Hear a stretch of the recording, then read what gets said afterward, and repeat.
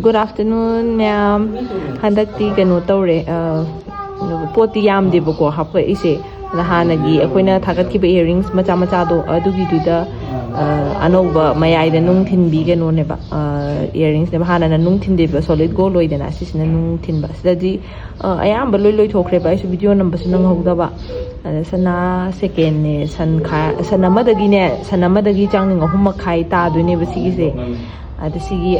sida pair ani khata ngare do makha ta ba mayam sarakhini ko to hanagi keno do da agi sigi sida macha san ama makhai di yowe sina ama makhai sin san ama nasmana odai range oidoine bu kusi hana hapkat khibadugi o ngak to oire andagi sigi sina anobani sina san ani dagi ne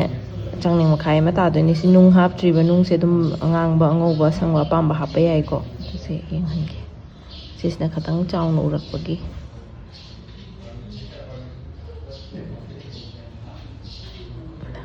lere ko sisida nung green je sum try to fajabrenge na hapchan bane si nung haptri lagi khoi mahum khudo khara pak padu lei san mangagi nung thindabi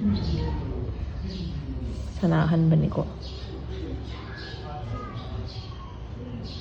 khoi mahum khudo mayam am budi lei ba daina video number sa hapak traba kaino de sidi dum manaraga uraga dum leiba potni na naina hapak traba anoba handaki khuji ma mungeng hanjage ko sigi khuji so lombi ne bu ko ball tangkhai ate ko ball pura solid ball hai tare ne solid tina te mayai holu oiba sise namada san manga oidoine ba ko sigi khuji se pair da san tara leirane ba solon bida sana second da chauna dum ubane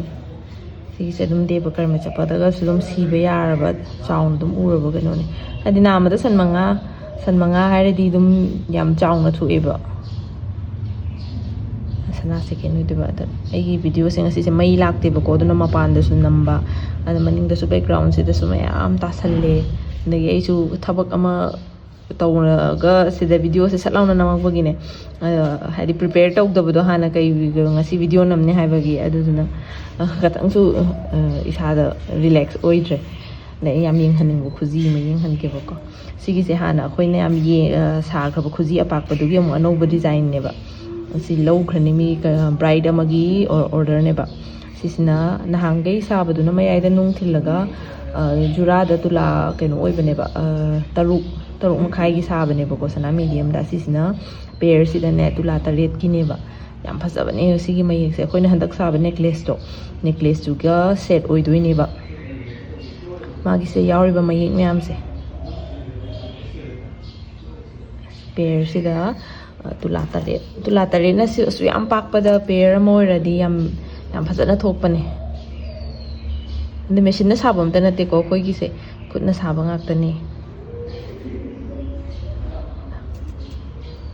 lum laur yam phazare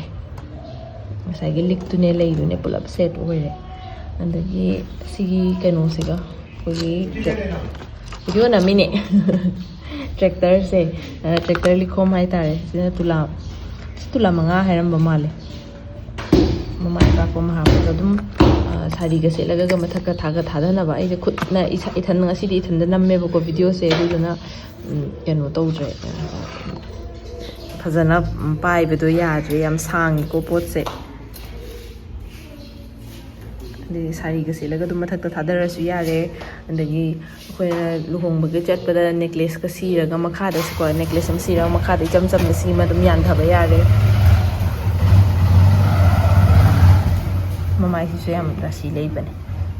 tula manga ki oidoba asi di video yam banate da khuji se pu gi doraba ai de aina su hadi pu gi doraba ni na su ya nam honing bo ko ha na sa gi driba design oi bani na aduna khuji se nambaga thagal horagi na tawbani da sigi earring si su fresh me am sar khini handak ti si am sitle di sana su yam da ba chaw su dum chaw khoi normal earring amagi dum size tu ne ba si mina kyam chawge hangbi re ebo ko nakong da lebe dum chawe apik pa pitru bi banate apik pa ha ga si dum compare to bi oba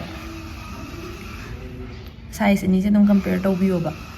ꯑꯗꯨꯝ ꯆꯥꯎꯅ ꯎꯕ ꯄꯣꯠꯅꯦ ꯁꯤ ꯃꯊꯪꯗ fresh ꯃꯆꯨ ꯃꯌꯥꯝ ꯁꯥꯔꯀꯥꯟꯗ ꯑꯗꯨꯗ ꯑꯃꯨꯛ ꯊꯥꯒꯠꯂꯛꯀꯦ ꯁꯤꯗꯤ ꯑꯇꯩꯗꯤ ꯍꯥꯟꯅ ꯃꯃꯥꯡꯗ ꯂꯣꯏꯅꯃꯛ ꯎꯠꯆꯈ꯭ꯔꯕꯅꯦꯕꯀꯣ ꯁꯤꯒꯤ ꯀꯩꯅꯣꯁꯤꯗꯤ ꯃꯥꯟꯅꯕ ꯃꯌꯥꯝꯗꯣ